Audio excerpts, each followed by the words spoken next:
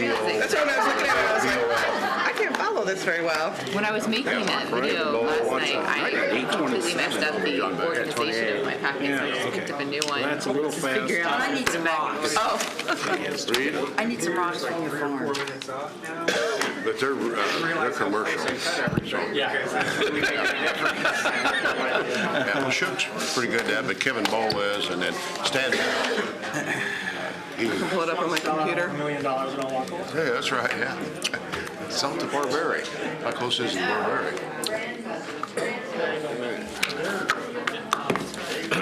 Table at the back, or is it still? It's a culvert. Double table. No, it's just. A culvert's like less than a bridge. It's like, think about like a really large sewer pipe that Okay. water runs through. Okay. Large sewer pipe, got it. They came in and moved these. One time, tables I from- was going to buy Pop's Root Beer stand and try to get that, yeah, and eliminate that I whole used to sit road back part there of with it. Tracy. And tear down those old shacks and put stuff in It there. is because there's a speaker right there. I'm tired now. Good morning, everyone. I'd like to call the May 14th meeting of the Tippecanoe County Council to order. Please stand for the pledge. Pledge allegiance to the flag of the United States of America and to the republic for which it stands, one nation, under God, indivisible, with liberty and justice for all. Auditor's report. Bob. Okay.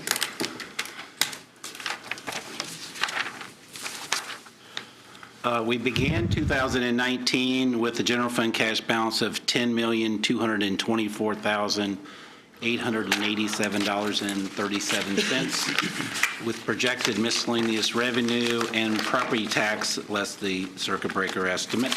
Total available is $58,639,082.37.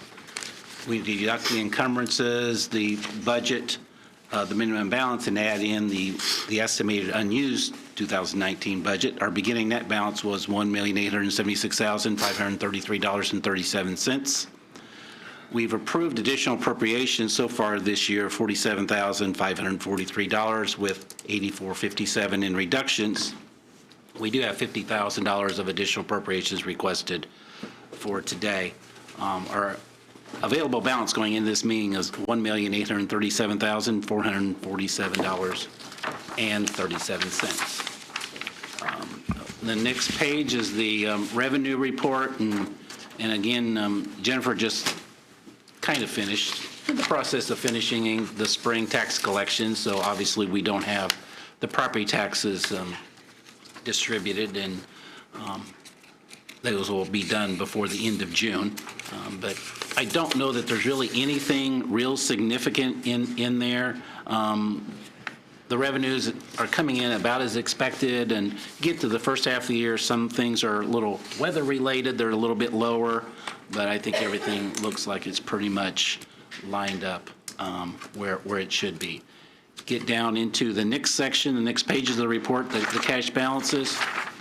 The general fund, we're down to a little bit more than $1 million of beginning or ending balance at the end of April. And if I move down to 1181, just to mention a couple of things that have changed statutorily this last session. 1181 is the plat book fund, and that's a fund that is used in the auditor's office, and we do pay a little bit of salary out there and anything that's related to the plat books, whether it's electronic or the old version we had before. The statute read that we could charge up to $5 per deed or legal description. That now has been changed that we shall $10 per deed or legal description. So it basically is going to double the revenue in that fund. So that is something that we've been trying to work on as the Auditors Association for the last couple of years, and it did get through this time. So we are going to have to be switching some monies around come budget time because we have some new financial reporting we're going to have to do, and I think we can pick up some of that in some of these other funds other than EDIT or the general fund. The next fund I wanted to mention is 1217, the Elected Official Training Fund. Again, we've mentioned this one before. It's brings in a lot more money than what we can ever spend, and that is the auditor, the treasurer, the recorder, the clerk and the surveyor are the ones who can use that money for specific training. That now has been increased to their staff can as well. So it didn't add any new departments, but it added some more employees within there. So that will at least be able to spend a little bit more money than what we have previously. Next fund I wanted to mention was 4710, which is the self-insurance fund. And again, in the month of April, we had about $250,000 more in revenue than we had in expenditure there. So we're now starting to approach the $7.5 million mark with the $3 million of the rainy day fund there as well. I think that is all I had that I wanted to note. If there's any questions. So, Bob, on the general fund, I see that we're down to $1 million. I assume that's because we're waiting on property taxes and it's just a seasonal thing. What would happen if we got below the $1 million? What are the implications if that were to happen? Back in my earlier years, back in the like the early 2000s, our general fund balance was positive just a couple months a year. Okay. That's not a problem because we're using the balances of the other funds to support that. Okay. But we may get this into a negative situation next month, but then we get to June and we'll probably have at least $10 million that we'll put into that fund then. So it's not any issue. We can't finish the year at negative, but if we have some periods during the year that have negative balances, that's not a real issue with the Board of Accounts. Okay, thanks. Other questions for Bob? Treasurer's report, Jennifer. Good morning. The reports were in your packet this month. As Bob mentioned, we've been wrapping up the property tax billing, had a busy week last week, and as of this morning, we still have about 5 tubs of mail to post, so should be done with that in the next few days. Staley Credit Union ended the May 10th, the collection period, with $467,000, which was up 36% over last spring. They got a lot of good feedback again this time about the convenience of the location and everything, and they had 56% more transactions. Also, online transactions were up 15% as far as transactions, but 23% as far as dollars. So overall, pretty pleased with this collection period. For the month of April, we did have a jumbo CD come due and pay interest of $140,000, so that bumped us up quite a bit. We ended up the month with $342,277.22 in interest. I did lump that $140,000 in with the banking interest as opposed to investment interest. Even though it was a CD, that was kind of Centier's option to get us a little bit more of a better rate, more comparable to our other accounts, so I went ahead and lumped it in that way. Also didn't want to skew my charts too much. So as you can see, both of those from investments and from banking were up quite a bit for April. We did reinvest 2 CDs in April as well, so an 18-month term and a 12-month. As far as the distribution goes, not a lot to report there. General fund is sitting at $411,000 to date, and total overall is getting close to $1 million so far. So we are at 35% interest collected versus our 33% of the year past. So that's all I really have. Do you have any questions? Thank you. All right. How is the new P-card program going? I know that you reported on it in March, right? That you had a couple of different programs going. It's still going well? Yes, we didn't have, actually, we had about 30,000 in transactions last month and Okay. probably have 20 this month. So it's going to fluctuate a bit, but we did just add the sheriff's department. Okay. So about 6 or 7 cards there. So still adding to the program. Thanks. At this time, are there any public comment on the items on today's agenda? Seeing none, we'll move to our first item, compliance statements and benefits, GIO 3 Holdings. Mr. Chair, I move approval of the compliance with statement of benefits for GIO 3 Holdings as presented for real property. Second. Motion from Councilman Winger and a seconded from Councilman Underwood to approve the compliance statement of benefits, GIL 3 Holdings. Any discussion?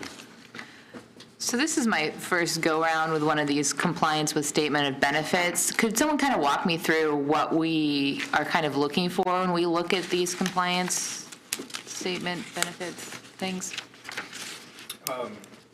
I mean, just generally, you're looking at, if you look at the CF1 form that was in your packet, they will have, when they were applying for the abatement in the first place, estimated what the benefits were going to be. So you see in that first column, under employees and salaries, as estimated on SB1, current number of employees, they estimated 20. They actually hired 19.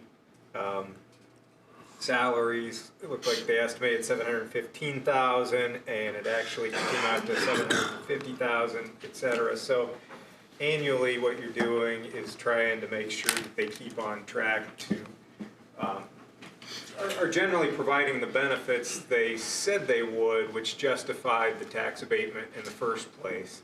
And if they are, then you approve it. If they're falling short, now that just, probably not just a little short, it probably has to be something substantial, but then there's a process by which you say, hey, we found that we don't think you're keeping up with benefits. You give the taxpayer notice, and then there'd be a more formal hearing where they, try and tell you either we really are giving you the benefits that we thought, or the reason we're not is out of our control, things like that, and then you can make a final determination and revoke the abatement. So when you're under a tax abatement, the assessed value, is that updated or? Well, the increase in assessed valuation is what the abatement is based on. So what it basically is, it phases in, if say you have $1 million of new assessed valuation, the first year you're not paying on any of that. The next year you're paying on 10% of that and 20% of that as you follow through. So when you get to the end of abatement, they're paying on most of the assessed valuation, but it's basically a phase-in of the assessed valuation that's all done at one time at the beginning of the abatement. The abatement periods are established at the start. So when it's originally granted, like it says here on the SB1, I think most of ours are 10 years. Sometimes some cities are doing 7. But for ours, it's 10% reduction in the abatement each year for 10 years. So we're required annually for the period of that abatement to review these and review and approve them. In the early days, like during the recession, it was a struggle because we had companies with abatements that weren't meeting these. I think we generally went ahead and approved them, just knowing that those were circumstances beyond their control, and overall, we're able to afford the abatements to, encourage growth. So there's also real property and personal property. So these happen to be real today. And you can see on this, without saying the numbers, because some of that is a little confidential, but they basically have added the number of employees they said they were going to, and then under the costs and values, their actual cost was greater than what they had anticipated, so that would probably mean the assessed valuation was a little bit higher than what they would have guessed it to be, which is, beneficial to all of us at the end of the day. Do we have a list of all the abatements and how much we're giving every year? We do. We can send that out. That's something that we put in the newspaper by law at the end of Okay. every year. So we have the one that we did at the end of 2018 that we can certainly email that out. That would be great. Thank you. Other questions? Just another wrinkle, since we're doing the 101, is that these are in a call it, economic, or, The TIF district. well, it's, okay, what was, I'm blanking, and now that I was going to give you 101, I'm blanking, what's the not TIF? What do we establish first? Statement of benefits? The revitalization area? It's like a zone, isn't Enterprise it? zone. Right. So what I was getting at is that we create an economic revitalization area, which is the area in which these businesses are eligible. So it's not just you've got to establish a place where you can do this. And we've already done that for this area. All of these that we're hearing today are in one place. So we can go through it in one hearing. Where it's a brand new area, you would have to go through sort of a slightly different process where you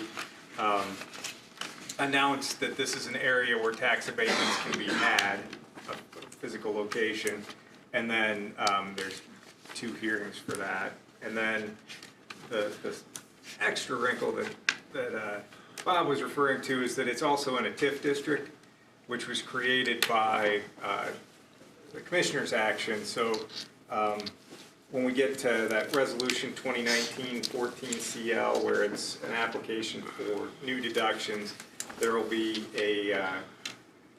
if you approve that, it will also be subject to the Commissioners approving it because it's within a TIF district. And that's specifically because it's in a TIF district? Right. That it goes through both the council and the commissioners? Correct. And then this compliance with statement of benefits goes next to the city of Lafayette, since it's located in Lafayette, or it doesn't? No, I don't Okay. think this is in the city of Lafayette. That's just the mailing address. Oh, okay, that's just the mailing address, got it. Actually, this isn't. Other questions? We have a motion on the floor for approval. Those in favor say aye. Aye. Opposed? Motion passes. Apex Warehouse and Logistics. Mr. Chair, I move approval of the Apex Warehouse and Logistics real property statement of compliance with statement of benefits.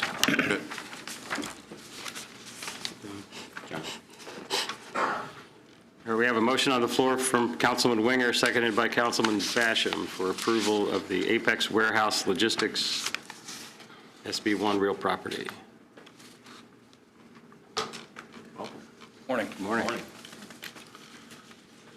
Good. Welcome.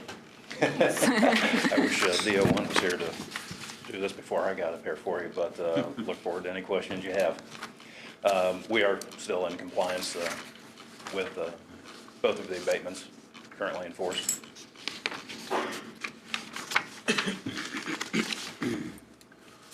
Any You didn't questions? list on the form what the original projection for employees was. You showed now that you're at 22.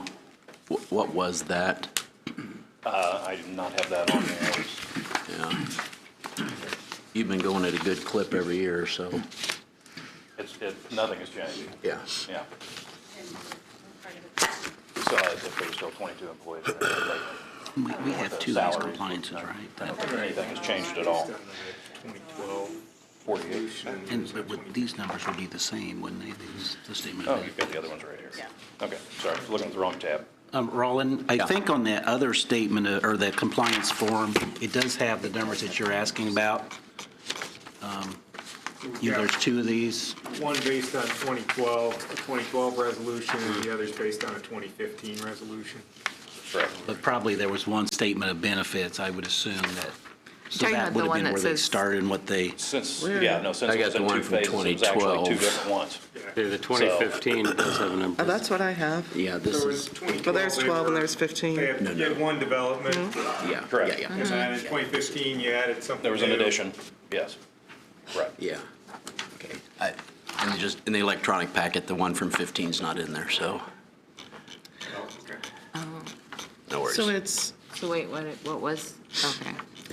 So it's abatements on 2 properties, Yes, but that was part of the agreement was for the total sum for employees and, The first abatement was for 2 employees, and then the second one was for 20. So we're currently at 22 combined for Oh. both of them. okay. Other questions on the compliance statement? All right, we have a motion on the floor for approval. Those in favor say aye. Aye. Those opposed? Motion passes. We have resolution for Can this all be done in one yes, resolution? yes, it's all part of the resolution. The SB1 is included in the resolution. Yeah, so you've approved the CF1s just now, so Right. that's all taken care of. And then with this resolution, it approves the SB1, the new statement of benefits for their new development. So, yes. Mr. Chair, I move approval of Resolution 2019-14-CL. Second. We have a motion by Councilman Winger, seconded by Councilman Basham to approve Resolution 2019-14-CL. Is this a two reading?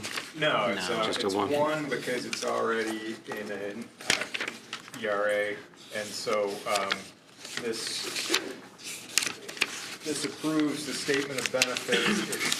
The resolution indicates that you find that their estimates are reasonable for projects of this nature.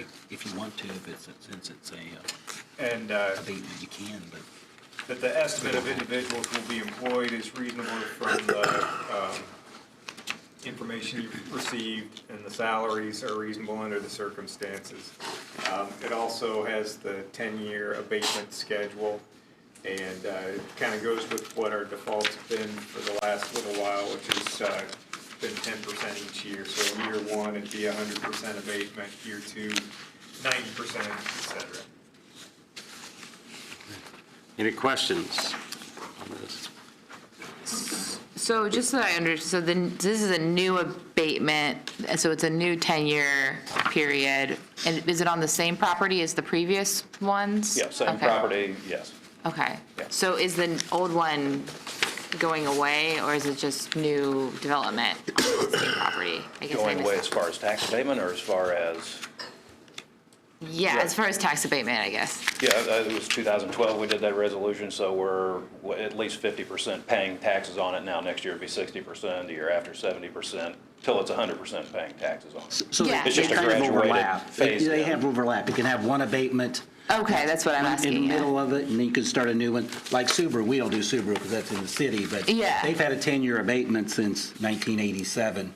Okay, so you can overlap Yeah, two yeah, abatements? Yeah. But is it on different properties It then? can be on the same property or it can be on different properties, but Okay. But it's Yeah, the- this is a new standalone structure. It's Oh, all okay. on the same The same plot piece of real land. estate, Okay. but it's a new It's building. Right. Okay, new development on the existing land. So can you walk through why you're asking for the abatement and what would happen if we don't grant the abatement? Well, yes, I can, and that's probably a very long answer. The simplest way to put it is, we've had a lot of calls, a lot of interest, even from the chamber here in town, calling to know if anyone has space. We've had calls from competitors in this county in particular, but even other counties, asking if we have any space. I've been doing warehousing for a while. I have other structures and things like that, not located at this area. But the way this county is growing so fast, and the addition of businesses and the expansion of businesses, especially SIA, things like that, right out where we are in 52, GE, Nanshan, things like that. Tate and Lyle with everything that they've been doing to upgrade over the last 5 or 6 years. The phone has not stopped ringing. We're in the perfect place for this. I think probably another thing that we have to consider is, every time that someone calls, the first thing they want to know is, okay, how big's the space? Second thing, how many dock doors do you have? Third thing, how tall are the ceilings? How far can we stack up? The fourth thing they always want to know is there an abatement attached to this that benefits us? So it is a extremely useful tool, especially with some of the counties a little south of us. They do have some things that in place that are very business friendly as well. So 20-minute drive for a lot of these companies, 30-minute drive, it's not that big of a deal if they can save quite a bit of money. And So it just helps us be much more competitive and have a tool for these companies. so is there listed on here anywhere how much this will be costing the county over the 10 years? Like how much the benefit is of the abatement? Did I miss that? That's not really part of the application in there. Okay. That calculation would be kind of difficult to do because we don't really know even what the beginning assessed valuation would be, even using the cost. It's kind of difficult. So that's not something we normally would have in there.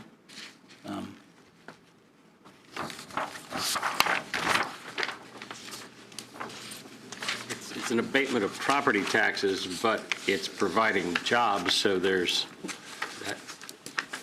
that offset there in income tax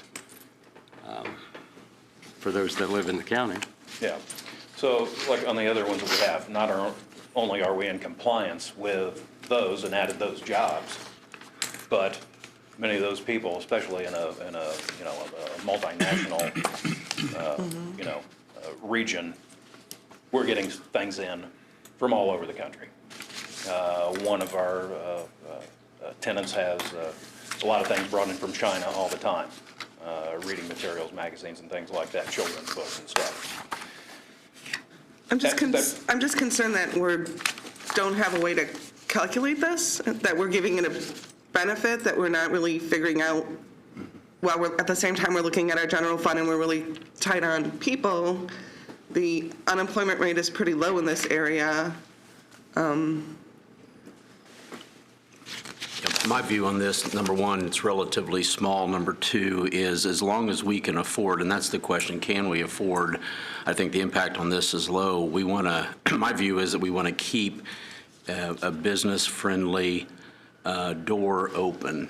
And as, whether the 10% per year reduction on this thing over time allows us to grow with it. In 1 year, the abatement on the $1 million, whatever, I'm not sure what lost track of all the SB ones here, but that's going to be minimal if we look at that over that course of 10 years. So I like our approach that said, these can get out of balance. Somebody came in with a $50 million abatement request and they're going to add 2 jobs, which happens when they build these Amazon data centers and things like that. Those are really, that's a struggle. How to abate that much property tax, real or personal, for just a few jobs. In this case, it feels like it's not way out of balance, and that's a gut feel more than a calculated feel, that keeps the business friendly door open for us. So that just comes from looking at these over years. I don't think this one's out of balance. I think if we were to say no on one like this, then in a particularly good economic time when we're going to figure out our revenue, I think, would be unwise to start going a different direction at this point in time when businesses are looking to invest here. And this doesn't actually reduce our revenue at all. We're just going to give them a reduction in assessed valuation. And so, in minutely, everybody else will pay a little bit more compared if he did not have an abatement to compare if he did. So, but there's no reduction in revenue for us. What is the estimated life of a warehouse like this? Like, is it something that lasts for 10 years and you got to change it and build a new one, or is it a 30-year? No. What's the? It's, 50 years. Mm-hmm. I mean, that's, you might have to call up a roofing company in here to come and put down a sealant for the roof or something like that. You might have to make some minor repairs here and there.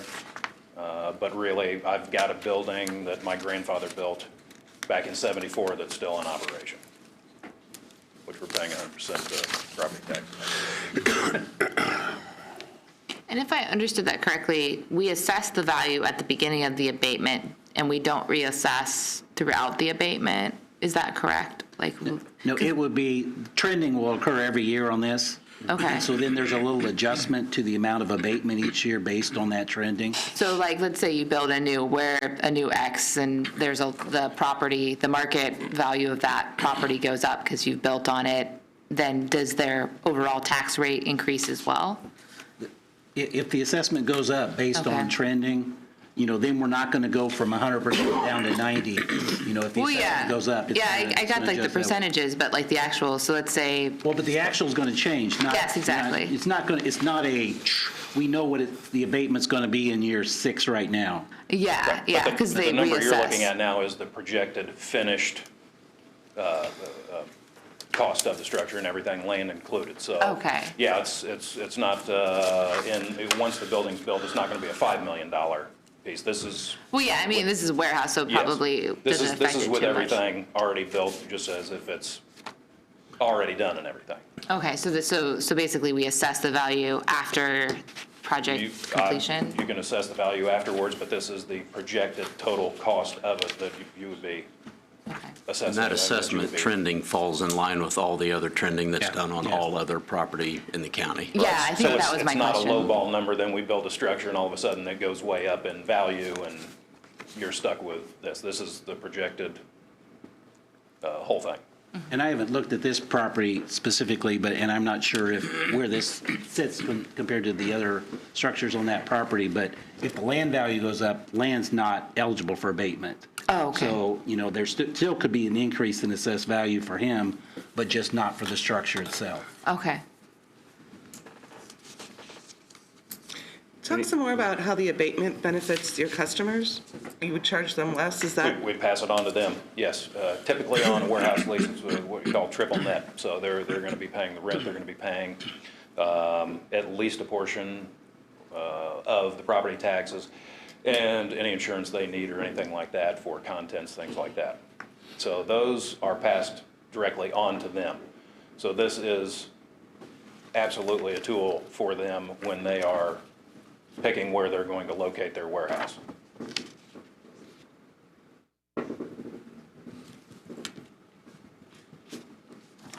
Any other questions? All right, at this time, we have a motion on the floor for Resolution 2019-14-CL. I understand this can be a voice vote. Those in favor say aye. Aye. Opposed? Aye, nay, I'm opposed. Just one, okay. Just me. Lisa. All right, Resolution 2019-14-CL passes. Is approved. Thank you. Mr. President, Sir? we're done here, right? Yes. We're done. If you let me, if I may, I got a quick question, just something quick and dirty from legal. It may have already been answered, but the ribbon or the boundary for Lafayette and the county, I know the city of Lafayette just passed H 38 for a tax abatement. Does that have a profound impact on our? I'm not aware of that act. I don't know about the city of Lafayette's actions. Well, I heard that they gave H 38 a tax abatement. Okay, that's a company? All right. It shouldn't, because it's, I thought well, it had- I guess I don't know overall. So the how- city is a different entity on tax abatements than the county, Right. but doesn't it still have a profound impact on the way we do business? Not sure. I mean, Well, it's overlapping tax entities, so. It's going to impact the amount of assessed valuation that we have in total to figure like the rate for county general, so it does impact us. Okay. What we do usually doesn't impact them because it's not in the city. There's a couple exceptions for that, but It won't affect gross dollars coming to the county, no. countywide, Right, all right. entities, us included. The only thing, if the city does something, it could affect, we have a couple rates that are set rates, like Cume Bridge. And so if the assessed valuation goes down based on the city getting a tax abatement, that would reduce the Cume Bridge revenue. But county general is not one of those. It just kind of floats around with. So this body does not have any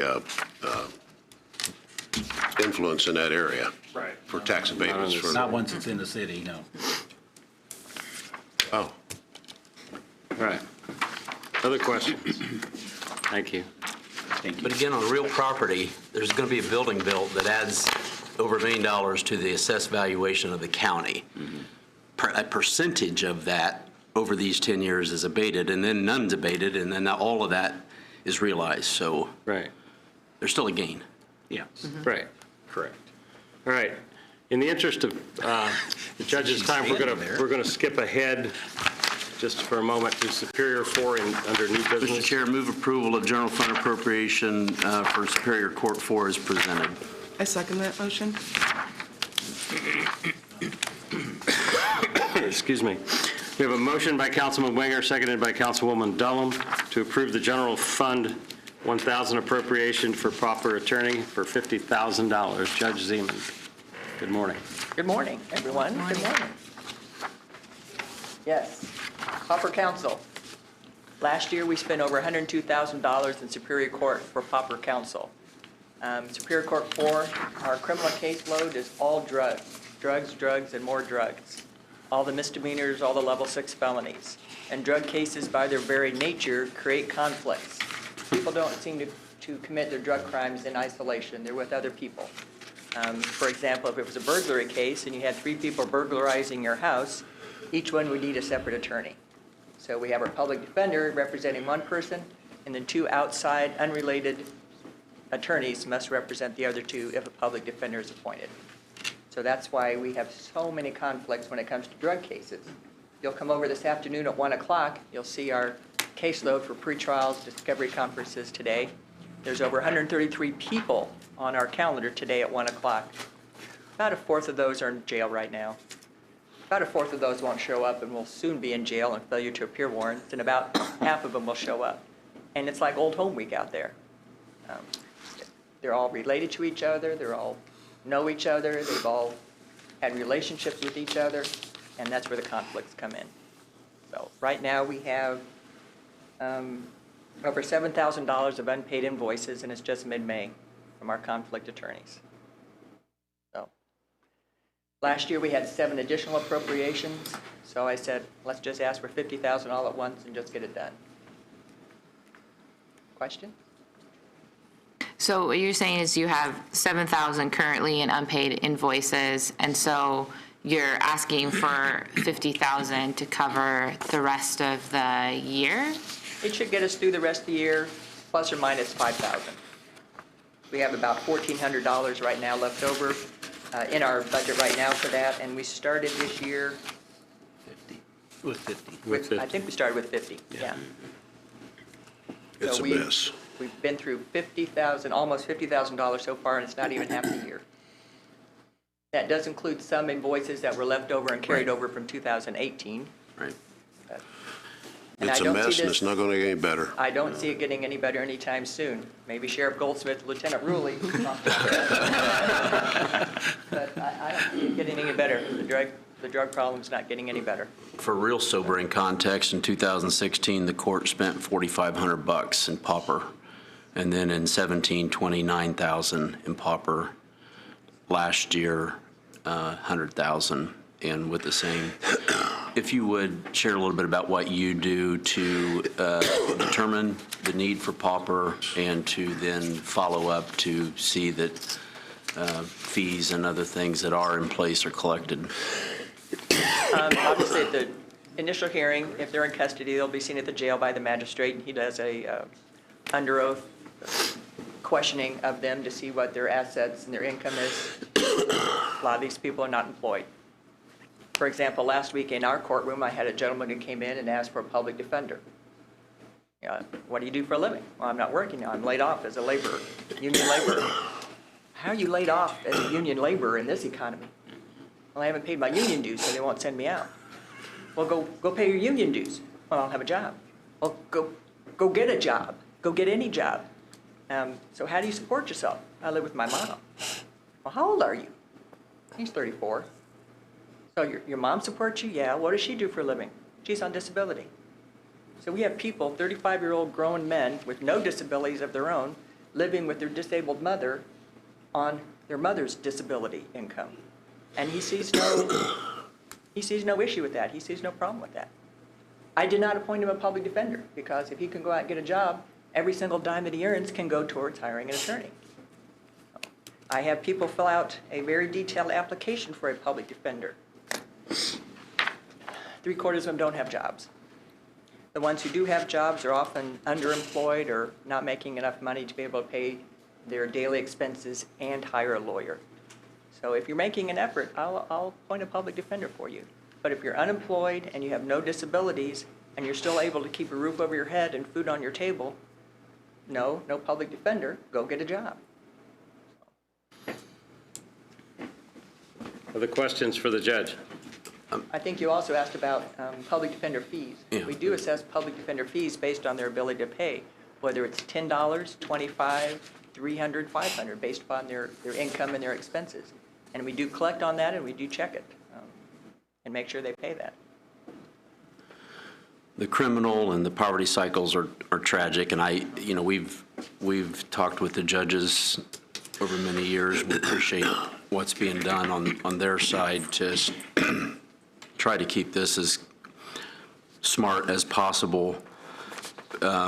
We took the strategy and our recommendations for the budget this year, of increasing Superior 4's number to $50,000, whereas the prior year, I think we only budgeted 10 or 20, for that. So in talking with Judge Zeman, it's like it goes against the entire grain of any council member to say you have an open checkbook, but this is about as close, and it's tragic. I don't know, long term, we just got to be ready.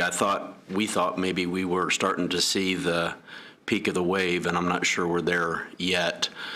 Our alternative is, hiring more PDs, but now remember, we're paying $90 an hour port to port plus wait time for any PD that we get under our regular part-time, program. We've got PDs coming from 2 or 3 counties away now to provide those PD. So we can continue to hire PDs. We've about tapped out the local inventory, I think, of attorneys for that. So if we're having to pay them the $90 an hour, it's going to be it's a crisis that we're going to continue to deal with. Not huge in order of magnitude of dollars, but growth is it is a crisis we're going to have to continue to wrestle with. We have public defenders. We've had to hire conflict public defenders coming from Clinton County as far away as Jasper County, just to get people to come and do the conflict. So what's the rate for pauper attorneys? 90. So it's the same hourly rate. Yeah. But if we're hiring them into the PD office, then we've got them on that salary that ranges from 50 to 75 or something like that, plus benefits. But we're tapping out those that are available and would want to do that here under the employment agreement. So. In the 50, it feels like they're definitely going to need this. After she pays the 7, then she's going to have 43 for the rest of the year. It feels like a reasonable number, given what last year saw. Right. Last year was $102,342, and that's just from Superior Court 4. Mm-hmm. Yeah. Mm-hmm. Other questions? We have a motion on the floor for $50,000 for pauper attorney for Superior 4. Those in favor say aye. Aye. Opposed? Motion passes. Thank you, Judge. Thanks for getting me in. All right, let's go back up to consent agenda. Mr. President, I move that we approve the consent agenda as presented. Second. Kathy. Excuse me. A motion by Councilman Underwood, seconded by Councilwoman Vernon to approve the consent agenda as submitted. Those in favor say aye. Aye. Opposed? Motion passes. Prosecutor, Mr. Harrington. Mr. Chair, I move approval of the pretrial diversion fund 2560 appropriation as submitted. I second that motion. We have a motion by Councilman Winger, seconded by Councilwoman Dullum to approve the pretrial diversion fund appropriation for $15,000 for transcripts and supplies. Pat was here and now he's not. You must have got He had to leave. He must have had to leave. Any discussion?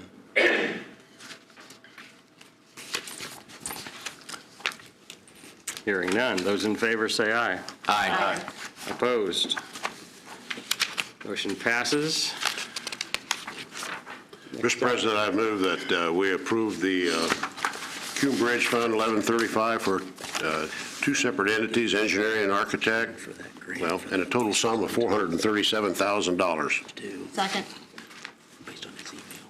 There's a motion by Councilman Basham, seconded by Councilwoman Verdon to approve the Cume Bridge Fund 1135 appropriation Wait a second. as requested. Mr. Klein. The reason there's two numbers in there, that this is reimbursements for bridge inventory, where we get an 80-20 split, and it came back from the state. So this is a reimbursement of $437,100 in fees that we have paid, and we're just wanting to appropriate that back into Cume Bridge to pay for bridge design. That's why it's all going into engineers and architects. Mr. President, I messed up a little bit. I left out the $100. Yeah. So $437,100. I left it out. Yeah. What does NBIS stand for? National Bridge Inventory System. Every 4 years, there's a new cycle. This was phase one, which is the most expensive portion of the 4-year cycle. Other questions for Stu? We have a motion on the floor. Those in favor say aye. Aye. Opposed? Motion passes. Thank you. Health Department. Mr. President, I move that we approve the Fund 8483 fiscal year 19 grant appropriation as presented. Second. We have a motion by Councilman Underwood, seconded by Councilwoman Stonebreaker to approve the ORT Fund 8483 fiscal year 19 grant appropriation as requested. Greg. Yes, good morning. Yes, this grant overdose response team, ORT, is actually money for recovery coaches. And so is this related to the quick response team? No, work? they're just, They're just teams. They're just People are teams. just very collaborative. Got Yes. it. Yeah. they should have named it something different. We've had some confusion over that. When you say it's for recovery, is that what you said? Recovery coaches. Coaches. Yes. Okay, thank you. Yes, and we already have one on staff, I think, to expand her hours. So what's the accountability if this is for recovery and you have coaches, then is it a program they go through? I mean, what does that look like? Right. Well, these coaches are obviously trained, and then part of the grants, they obviously have to have reporting, and that's part of what's into the grant. So yes, so the individuals that the coaches coach, they have to be reported on their progress and so forth, yes. Do you want to just go over what a peer recovery coach is and how it works with their treatment? Yeah, these coaches are actually former addicts. They've gone through training, and so they've been through it, and so they can take these individuals and kind of work them into recovery. It's kind of the short answer to what that is. And it's with other types of, Yes. Oh, absolutely. other This- types of there's medical other- interventions and Right. other things, so it would be in collaboration with other. And certainly, because they've been through it, it's one of those that they can kind of be a peer, as you said. So this doesn't have anything to do with HIV? Because I see that. Oh, yeah, I see that on your form, and Prevention. Right, I mean, it's all on kind of the umbrella, but this. But it's not really an HIV Correct. prevention program. Correct. Exactly. Is the grant for HIV prevention? Is that why it says that? Okay. She has it all, they're all intertwined, in other words, and so it's just one of the many ISDH grants.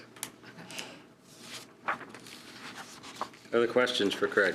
Well, just not to belabor, but, we hear about all the, the increasing problems. So if you have someone, again, back to accountability, you have somebody that has been rehabilitated and now they're helping someone along. How long does the program last, and say that the person that is in the program relapses? Then what happens?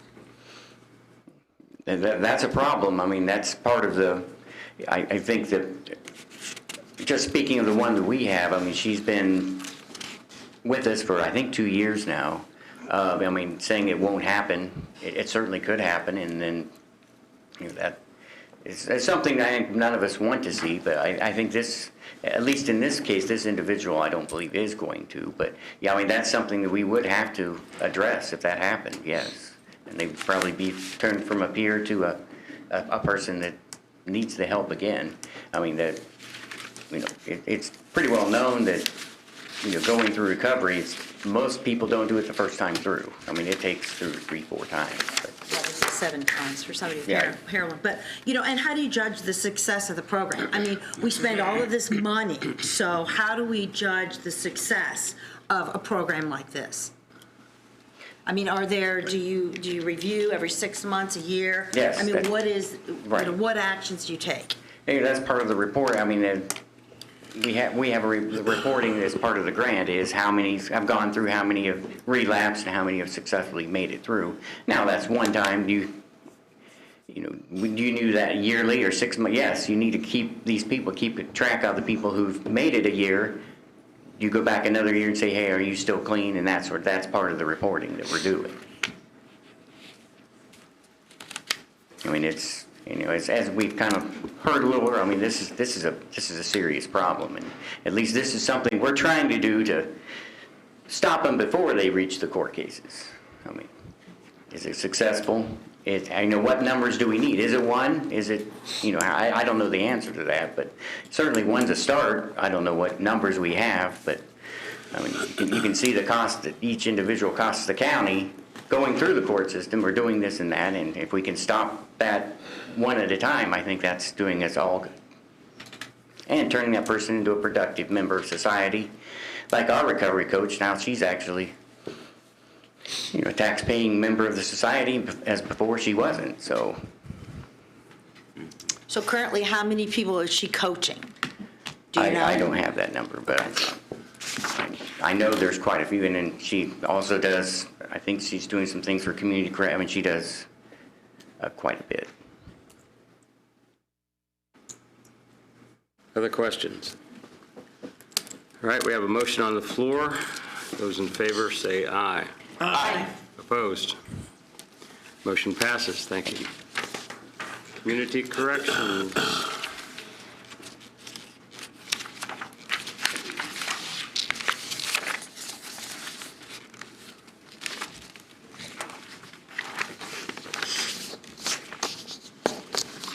Mr. President, I move that we approve the Fund for 8665 for Community Corrections grant appropriation as presented.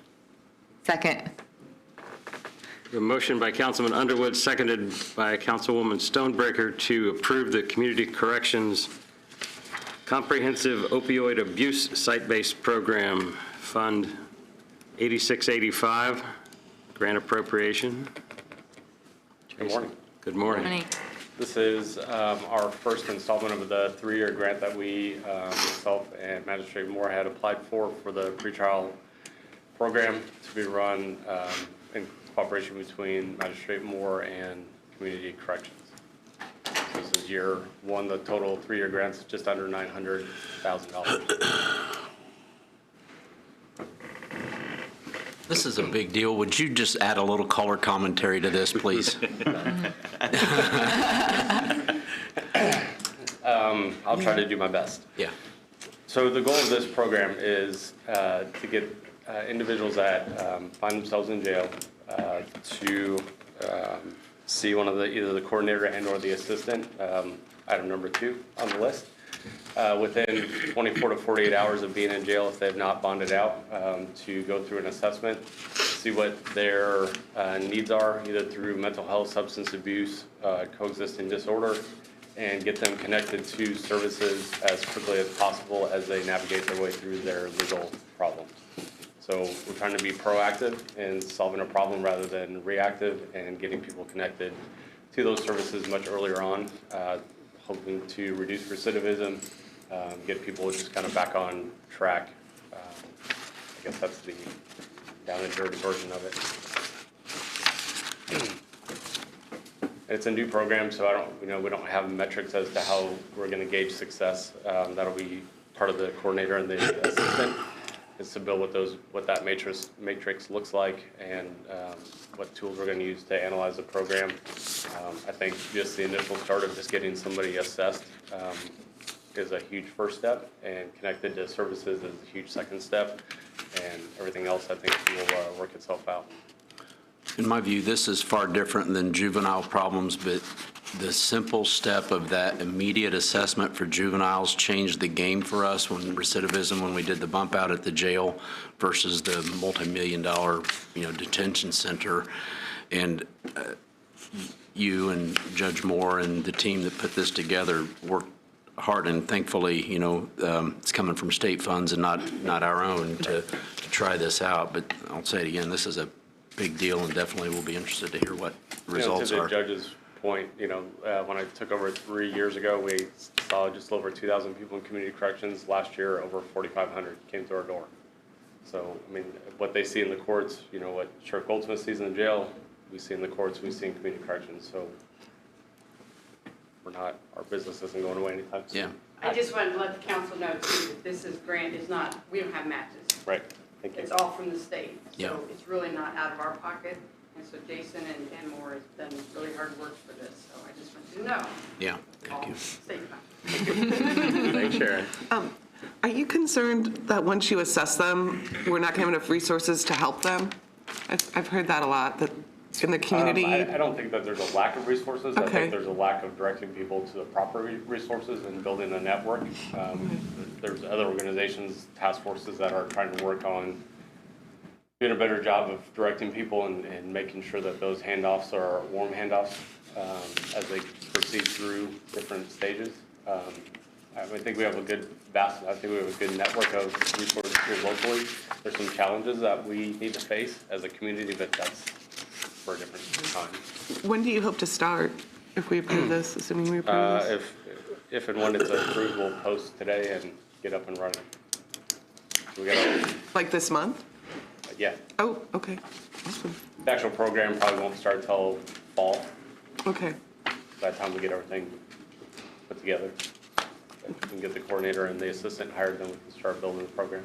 So if this works right, we should start seeing results probably in December, would you think? I don't know if I'd use the word results. We'll start seeing connections and services. Okay, okay. We'll wait to see what those results bring. Okay. And then how will you work with the health department? Because now, we see that we have a grant for these coaches. Will that all fit into So this? that's all part of it. So we this just program? received a grant to add hours for their peer recovery coach to come in. So we can start adding that component to it as well. There's a lot of collaborative efforts, especially with the health department and community corrections and Purdue, to try to make sure that we have, we try to maximize what we already have going for us. It may be good for us to consider having Michael Budd and you and others, maybe from the task force, opioid task force, come and talk about the integration and efforts to weave these agencies and service providers together as it combines with this, just for our enlightenment. Any other questions for Jason on this? We have a motion on the floor. Those in favor say aye. Aye. Opposed, same sign. Motion passes. Okay, now we have salary statement related to this. Mr. President, I move to approve the 2019 salary statement for community corrections for $56,606 for co-op coordinator, and then $50,407 for co-op assistant. Second. We have a motion by Councilwoman Stonebreaker, seconded by Councilman Underwood, to approve the Community Corrections 2019 salary statement as requested. Any questions for Jason related? Again, just to reiterate, there's no money out of the county. This is 100% grant funded, no guarantees after the 3-year process. And those, whoever we hire, make sure that they understand that. Right. All right, we have a motion on the floor. Those in favor say aye. Aye. Opposed, same sign. Motion passes. The CASA salary statement. Mr. President, I move to approve the 2019 salary statement for CASA for staff advocate for $36,801. Second. We have a motion by Councilwoman Stonebreaker, seconded by Councilman Underwood, to approve the CASA 2019 salary statement as requested. Colleen? Good morning. Good morning. This is just an extension. We neglected to get this on the council agenda last meeting, so we're trying to wrap this up so that we can get this position posted and filled as of today. This is a grant, 100% grant-funded position, and all the other pieces to this, the appropriations, et cetera, have already been done. This was just the last step. And that 36,008 would be if that was there for the whole year. So it is, the 21,232 is what we have the remainder of the year. And this was related to the grant appropriation that was approved last meeting? Yes, Okay. yes. Any other questions? All right, we have a motion on the floor. Those in favor say aye. Aye. Those opposed, same sign. Motion passes. Thank you. Carrie Holm. Mr. President, I move to approve the 2019 salary statement for Carrie Home for $40,566 for clinical case manager. Second. We have a motion by Councilwoman Stonebreaker, seconded by Councilman Underwood, to approve the Carrie Home 2019 salary statement as requested. Good morning, Lynn. Good morning. This will not have any financial impact because we have also eliminated a youth development supervisor position, and both of them are classified as a PAT 2. We had figured out through having the supervisor position vacant for some time that we were able to change some things around, and that our current supervisor was able to handle things if we were to create this clinical case manager position. And the clinical case manager helps coordinate residents' education, any type of mental health services that they would need, as well as coordinating services for the family and connecting them to resources. Any questions?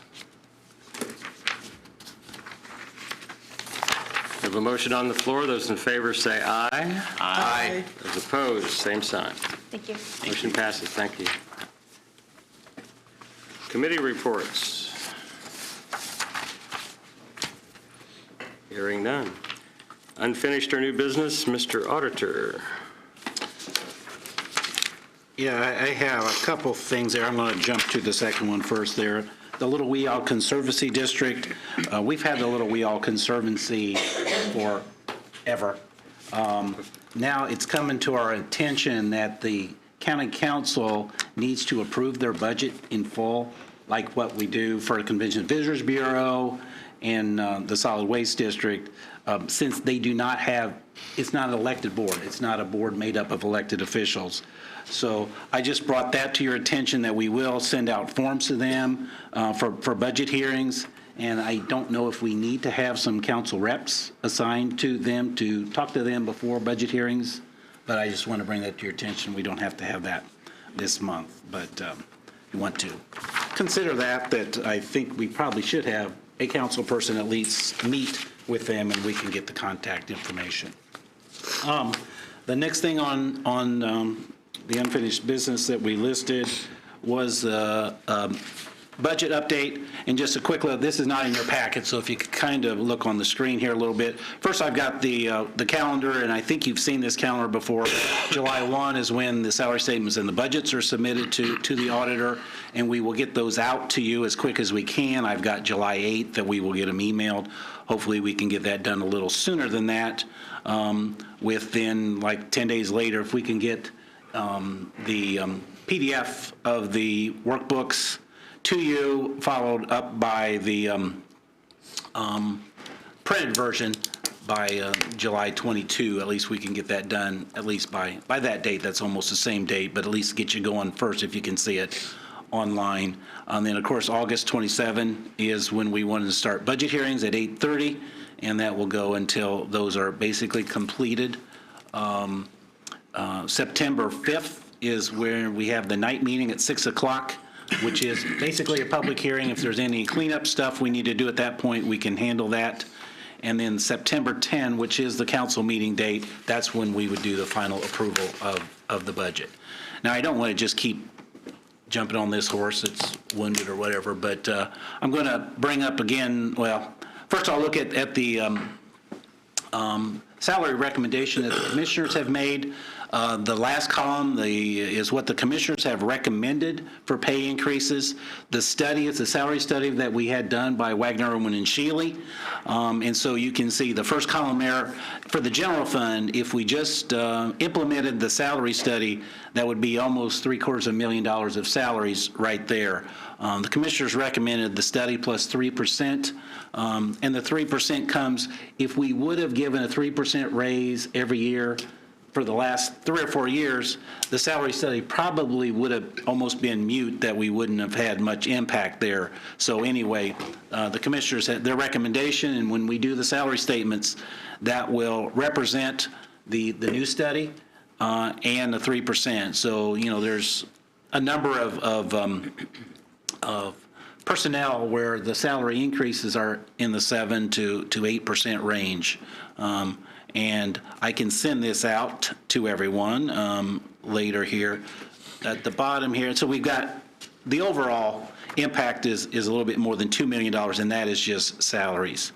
And now looking at the general fund, and again, that last column there, and I just copied the number from up above, $1.5 million in salaries. And when I put Social Security and retirement, that's a little bit more than $1.75 million.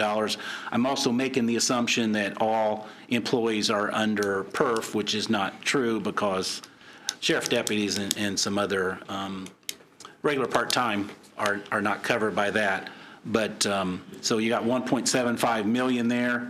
Down below there, I've got what I'm estimating of new money that should come in from increased property taxes.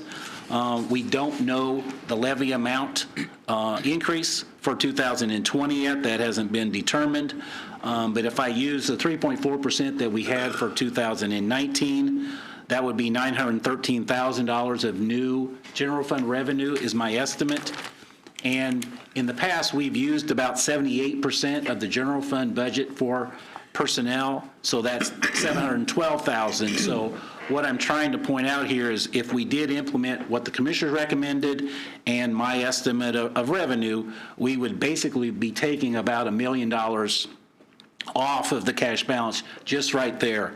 And of course, my personnel estimate does not include any new employees. We did get some new employee requests, 27 of them, to, matter of fact, that the commissioners have been presented this. They have not acted on it to approve these positions yet, so that should be coming certainly in the next month. But we've got Carrie Home, the surveyor, human resources, the Old Mitts Department, the Do-It 3 positions, Sheriff Department, 12 positions, 3 merit deputies, 6 jail deputies, 2 dispatchers, and 1 new property evidence sex offender registry assistant position. Prosecutor's office, 3 legal assistants and 4 deputies, and that's anticipation of the new court in 2021. Probation and court services, each 1. Now is when I'm going to jump on the old horse I've ridden before here about lit public safety. I just want to throw this out to Brian had mentioned this. If I could just put a little facts in here. And again, this is the Indiana Code, and it's for public safety purposes, and it's allocated to the county and to each municipality in the county that is carrying out, providing at least 1 public safety purpose. So that would basically be all the cities and towns, and the county would be receiving the money that was not for the population that was not in cities and towns. And here's the definition of public safety.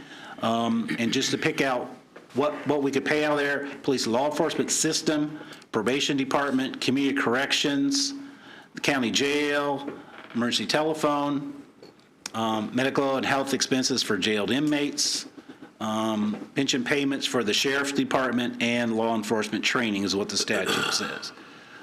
Now, looking at the new positions that were requested this year, and this is at least my guess is what would be public safety eligible, and you can see on this first page, or basically out of the 27, most all of them are public safety eligible. I counted 20.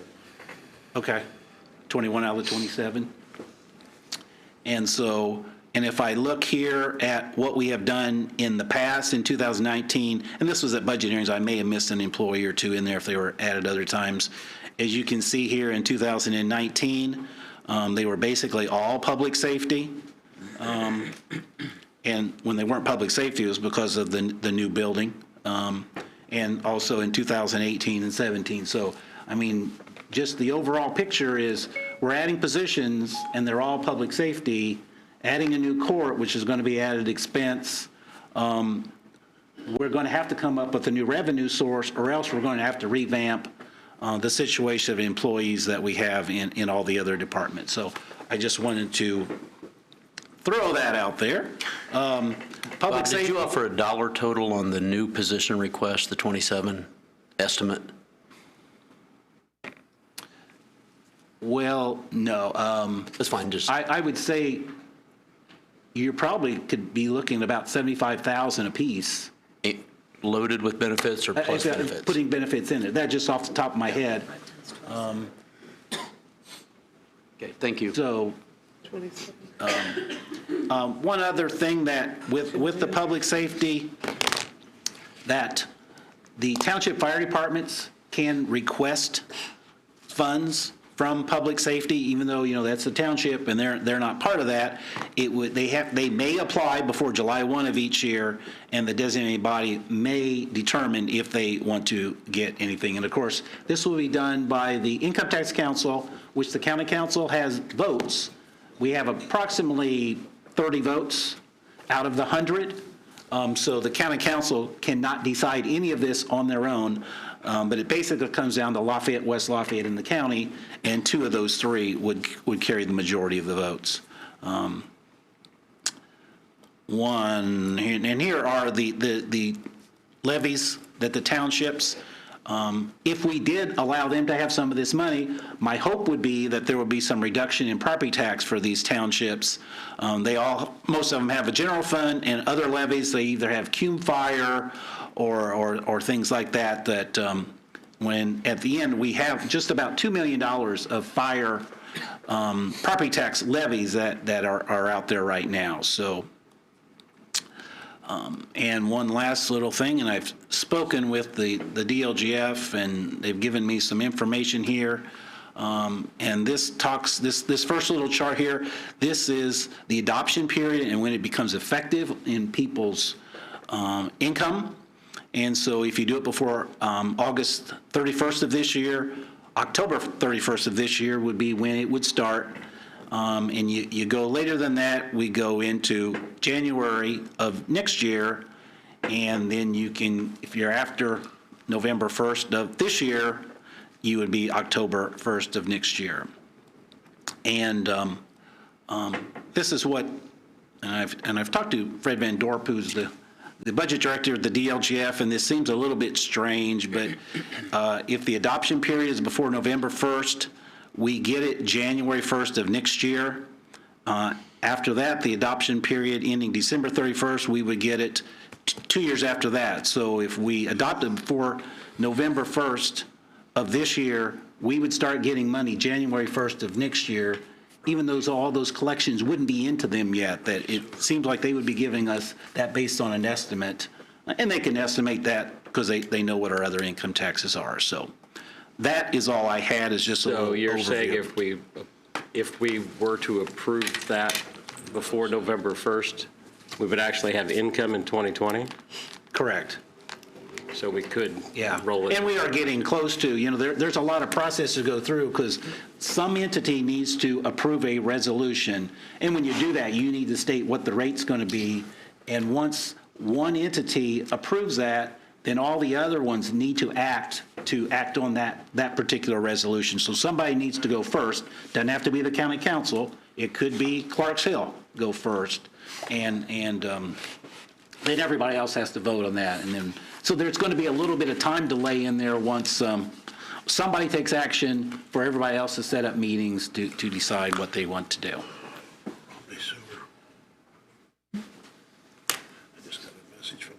So what's the next step? And I don't know what the intent of the council is, if there's any interest in this. I mean, if there's some interest, we could set up a little task force to look at it on our end, a little bit more in depth, and that would be more in determining what rate could we be considering, and how much money we're going to get, because this is a substantial amount of dollars. I think my estimate for us, about 0.1% income tax was like $2 million for the county. And then when you go beyond this, there's another income tax we could do if we need to pay for the jail. If we do a jail expansion, there can be another income tax. That one, the county council will decide on its own, and we would keep all the money just for the repayment of a jail lease or bond. Do we have any estimate when the jail study's going to come in lately? No. Oh. There's two commissioners that started getting up. Please approach. Just join in anytime, Dave. I'm shy and bashful. Well, there's a new concept. To add to the position requests, actually, there was a 28th public defender taking one part-time up to one full-time, which means 22. It was over 27 and a half. But the question was brought up, and when we looked at the bond, we asked all these departments, how many people do you need long range? We weren't seeing these numbers, and we don't know exactly where a bunch of these came up. Now, on the other side of the fence, I can sit here and say wholeheartedly, let's look at Do It. Do It's the same 12 people they've had for almost 12, 13 years, and how many more buildings have we added, and how many more personnel we added, how many more things have we done on that part of it. We look at HR. We haven't added any, and who knows how many since it was developed. How many people we've added, how many things we've done on that part. So anyway, I'm just throwing that out there. You know, I can put my old counsel hat on here, and I'm looking at the prosecutors and say, why do you need more people? Yeah, we're adding court, but we're not adding cases. It's the same cases. So theoretically, do you need that many prosecutors? I mean, go back and forth. So we're going to be talking on this between us back here. To answer your question, the jail study is supposedly being done come June. We're hoping by June we have the jail study on what exactly is going to be coming on that. And really, if you have a lot of questions on it, Tracy's the one to really look on it. To fill you in on projects that are happening, the Y project, our design is pretty darn close. So now we can start putting together, okay, what is it going to cost to be on that part of it? The fairground, the bids for phase 2 are due in July. The 5th floor HVAC courthouse is starting. The design for the new courtroom in the courthouse is in motion. What I'm saying mainly all these projects is because we should know come budget time where to prioritize and where to put and where to do things like that. So we should be able to know how these things are laying out. Run your simple math, as what Bob just said, 0.1 is $2 million. Right there's $2 million that's on this list. So if the council is dead set against this, then be talking to us, if you will, some way, shape, or form, because that way, you know, we can be looking at some of these positions and simply tell all the departments heads, you know what, sorry, and go that direction. So you look like you want to ask something. Dead set against, you said this, the 27 income positions? tax, Oh. Public safety.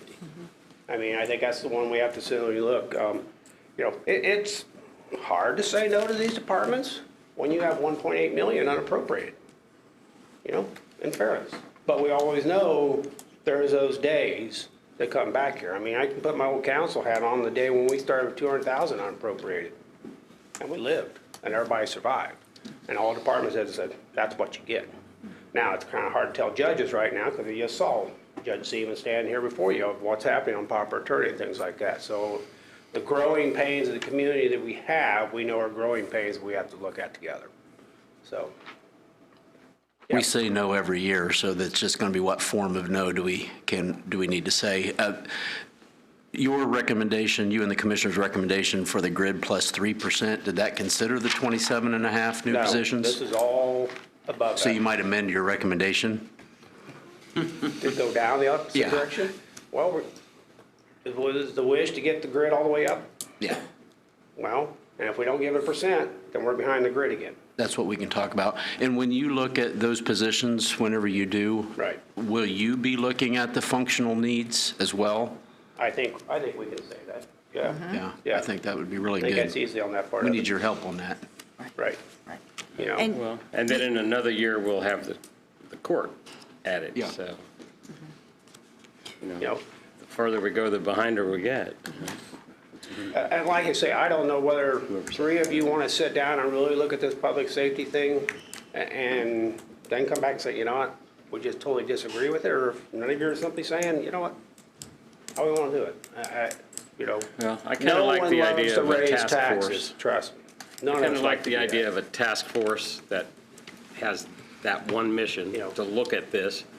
That could be as many as 3 council members, a commissioner, somebody from the auditor's office. And maybe it others. might be good to call in some council people from Lafayette and West Lafayette also, because everybody has their hand in this public safety thing, one way, shape, or form. So instead of one group carrying the whole ball, it might be good to ask Lafayette to send 3 council members, West Side 3 council members, 9 of you sitting there around the table and really looking at it.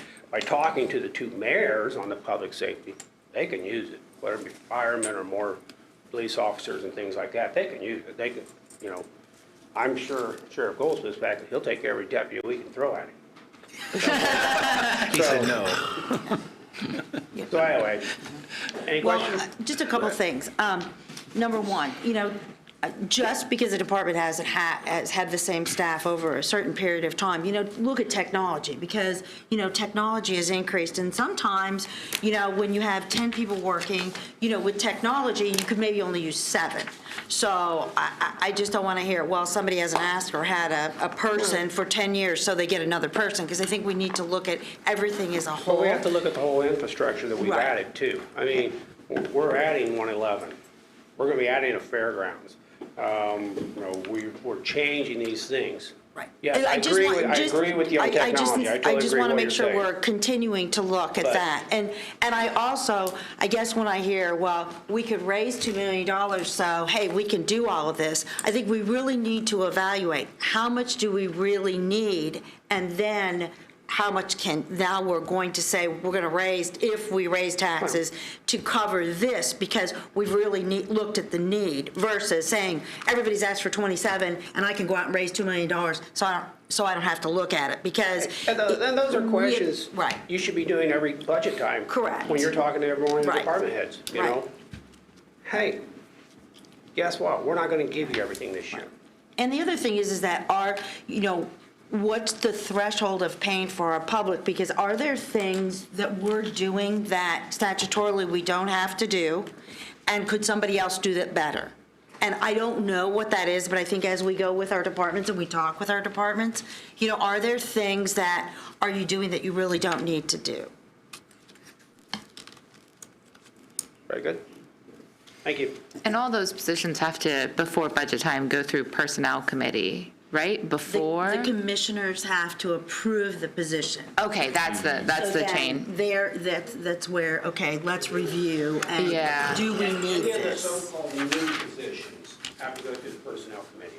Any of the new position, for example, the surveyor is considered a brand-new position. Well, is it already a job? New position meaning like a description? new title for a position. New title? It's a brand-new position, so If you anything got that's a considered new clerk. has to go through the personnel committee. title? Yeah. Last year at budget time, we saw some It's the same job. proposals for positions that had not been through the process. Doesn't go through personnel committee. So Evaluates the. I did ask Okay. that the auditor's New office position adjust their title. timing, Got their it. Okay, that's what I calendar. was The missing. commissioners have In order to say, do that yes, ahead of we're gonna time, send it so. on to the council to see if you can. As a result of that, Yes, that's why I was asked to put together the requests. right. So out of that, and I don't have it in front of me right now, but the property position, the property sex offender list position is a brand-new position. It will have to go completely through the process because we have to create the position, classify the position, and determine where it's going to come in at on the pay scale. The HR position is a new position. I have an estimate that it's going to be a Comet 2 or Comet 3 because it's going to be trying to take care of some of the lower level things because we've got so many other things that are coming in on top of us with all the increase in employees. The Do It department, those are all new positions with the exception of one. The PC tech is an existing position. They're cleaning that one up a little bit. They're changing the title of it, but ultimately it's the same one. And for things like title changes, those are pretty smooth. They don't have to go through any meetings or anything. They just go through as an approval. I think that is all of the new ones that I can recall off the top of my head. So those would go through the process of Wagner, Irwin, and Shealy. Our department reviewing those duties and everything to determine if everything is the way it should be. Once we've done that, then it goes through the personnel committee. Once it's gone through the personnel committee, if it's recommended for a new position, it goes to the commissioners to create the position, and then the council to fund the position. Right. And the difference is last year, or this year, you'll have actual numbers for Yes. those positions. Yes. And The anything only else one- that comes up, then we can. Yeah, the only one that Not I deal with. didn't have when I presented to the commissioners was I had not heard from the public defender, and Dave just mentioned that one now. Right. So, any questions?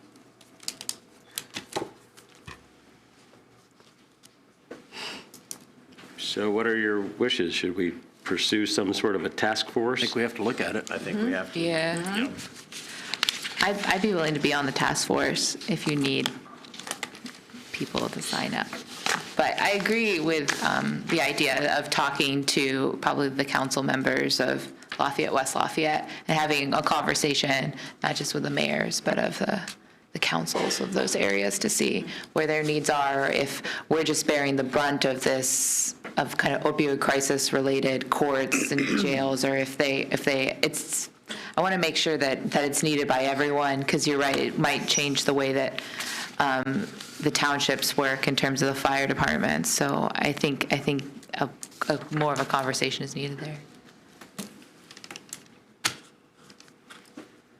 Other thoughts? Put together. I know I mentioned this last time, but we've got a lot of cash. We should probably figure out if there's something we can do to use some of that in all these other accounts. I don't know. Well, I Before we raise agree at taxes. some point, but those are not continuing regenerating funds. Sure. Those are savings accounts in some cases. So it's kind of difficult to fund positions based on static pot of money. Right. But that's part, yeah, I think it's a good part of the process, and I really think we need to look at some of the funds too that currently are keeping their own interest. There's some of them that need that money, but then there's some accounts, the health insurance, we've got that big pot of money there. Could we take that interest and put it back in the general fund, or the landfill closure? I mean, that's a good amount of money, and statutorily, do they have to keep their own money? So I think that we need to come up with a list as well as we're moving through this budget process. Right. Yeah, I think it's important I mean, that was a good point, that we have a lot of unappropriated or whatever, what of that can be used to cover this year, and then once we have a better idea of what the court looks like. I mean, those are the types of questions that I think this is really a conversation about 2021 and not about 2020. Well, it's both, because according to that timeline, if we do it by the end of October, we actually could see money in the 2020 budget. Now, the court expense may not come around until 21. But that's another discussion on top of this. We every year have the discussion about many of these positions, especially the sheriff's department and the jail. Those are ongoing requests from multiple sheriffs. So this is not something new to the system. So those things are always going to come up. So addressing it sooner rather than later is probably the proactive thing to do. Other comments? You have a comment. Another item of, I just have another item of new business when you're ready, Mr. Chair, that's all. Yes, I know about that one. Yes. Anyone else? Okay, so we'll work to do that. If there's others that have interest in serving on such a task force, let me know. Roland. As evidenced by today's agenda, we have entered the compliance of statements for review and approval. Each year we ask the same question that we asked today is, are we doing all that we can on these tax abatements and considering value to the county and value to the taxpayer? And so what I've shown you here, and today I'm just simply asking for the council's approval to have legal review this for us to consider at a later meeting. But what you have before you is an example of a memorandum of agreement used by the city of Lafayette. Cindy Murray was gracious enough to share this with.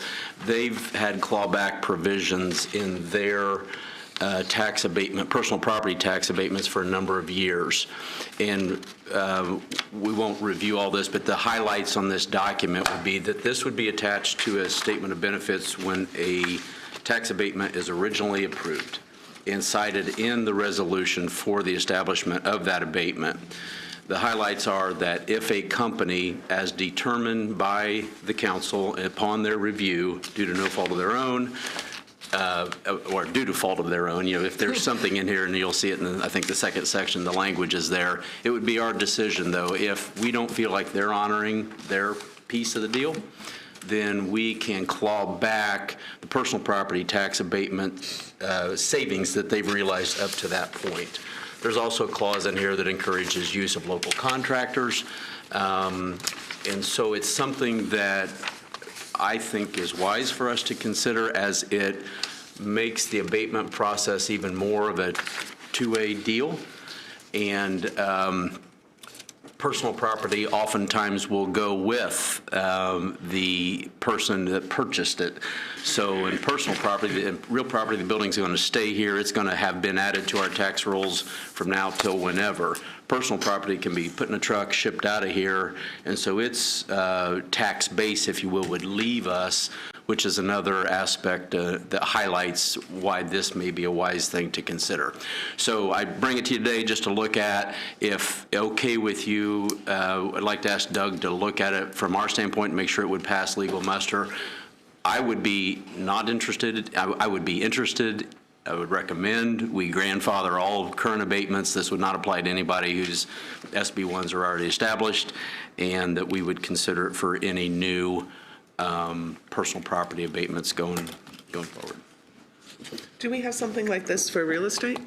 No. Okay. No. And again, I think, all things could be considered. I'm not sure that we could think about that, but that would be a difficult thing for a business considering large scale, let's say. That would probably hamper economic development talks to say, hey, we're going to claw that back, that big one back too. But this is a first step anyway, but could be considered. Okay. Good. Well, I think it's a really great idea, for sure.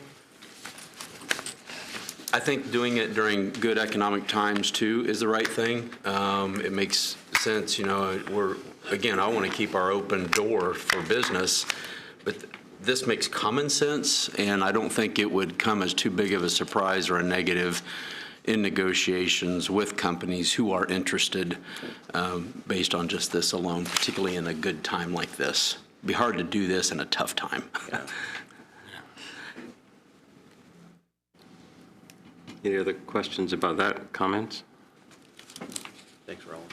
You're welcome. Thank you. So it's okay for Doug to go review and bring something back for the next meeting? Yes, please. Yes. And what we would be approving would be simply a template. I mean, we really don't even have to approve anything right now. The approval would come as an attachment to the SB1 whenever a new abatement was applied for. Right. Okay, thank you.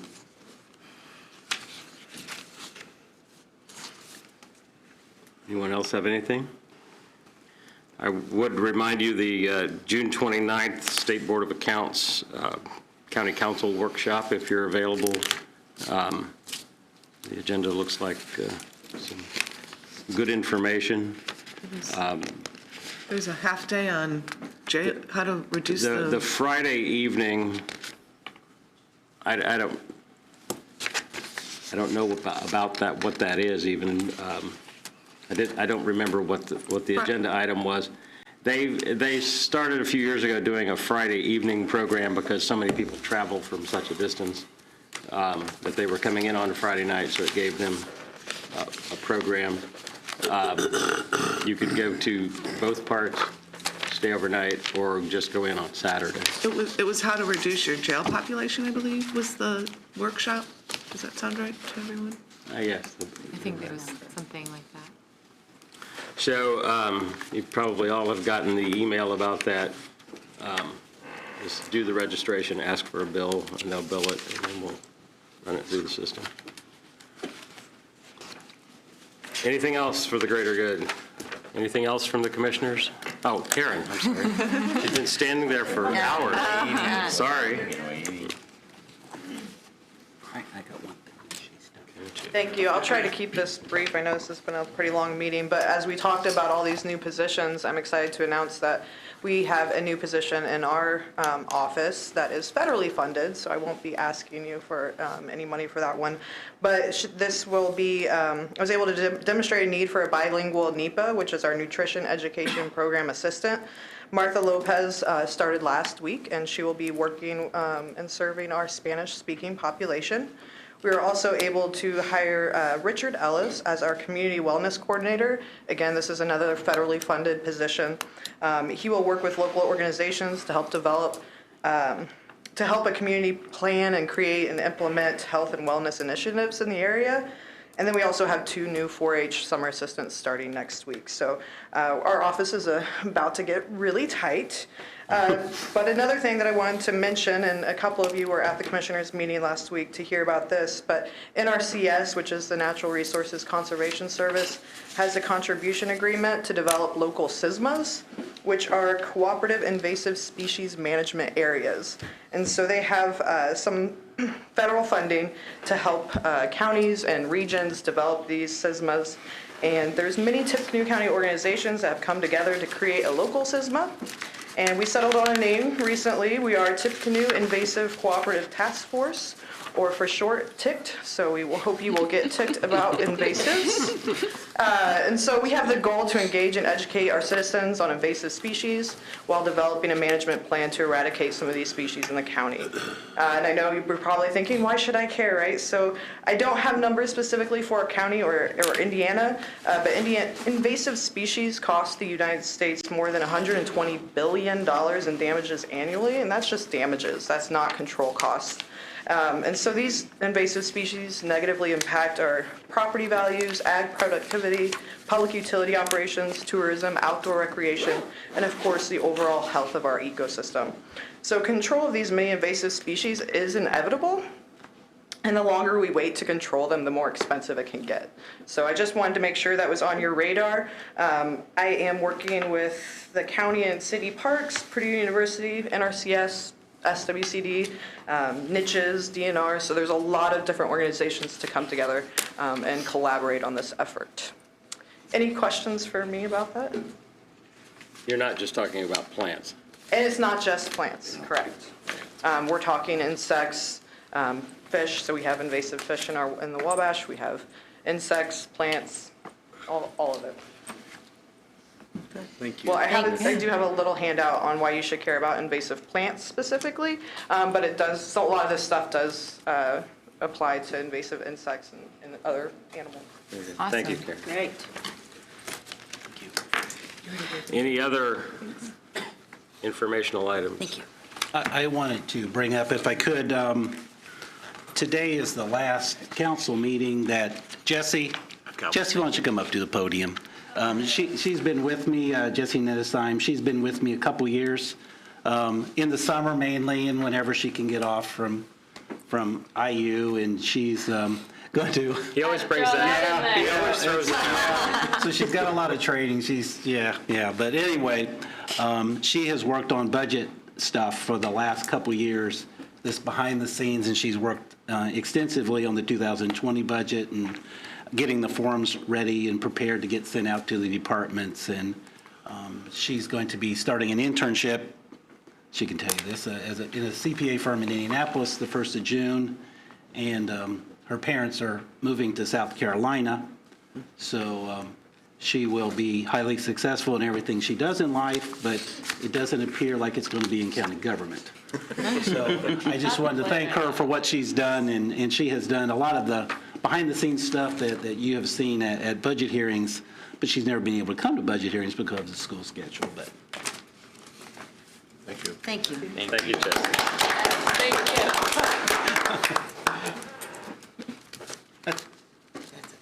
Anything else?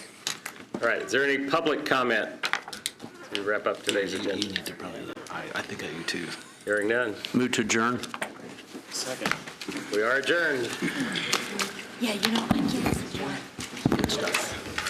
You know, this just goes to, so, you know, what we're doing here.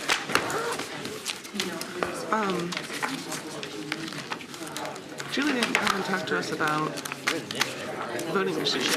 You have the thing for them to sign? There's really nothing we can do, right? It's the election board that's controlling that. Well, they will have to come to, I got some things here just for you. She was going to do that this month and she didn't. But that's another expense we haven't, depending on how that gets paid, how this gets funded.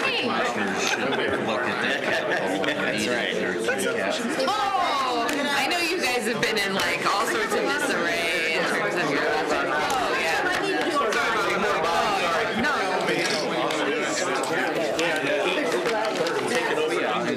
Okay, yeah.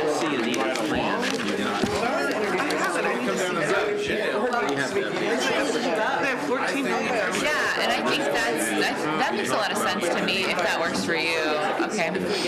They have. Yeah, that's the tough part. Yeah, so we probably should start planning that soon then, considering how many schedules are in. But yeah, I think it seems to me, like in terms of with Brian and stuff, that he said that was really helpful to see all of those budgets together and how they work together so much. So Thank you, Michelle. It's good to see you. Been a while. oh yeah, definitely. Hello, ma'am. If I'm snubbing you, I'm snubbing everyone. All right, what do I need to sign here? Nice. Yeah, and congrats on the new swearing in of the crosses yesterday. Oh, so I can sign it. Okay. Yeah, yeah. I was the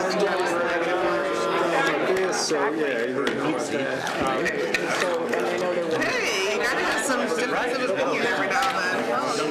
Right. Hey, Michelle, I like your hair. Looks really cute. Turn around. You too, see you later. I will, yeah, okay, because I do need to do that. Bob, I didn't. Yeah, it's cute. I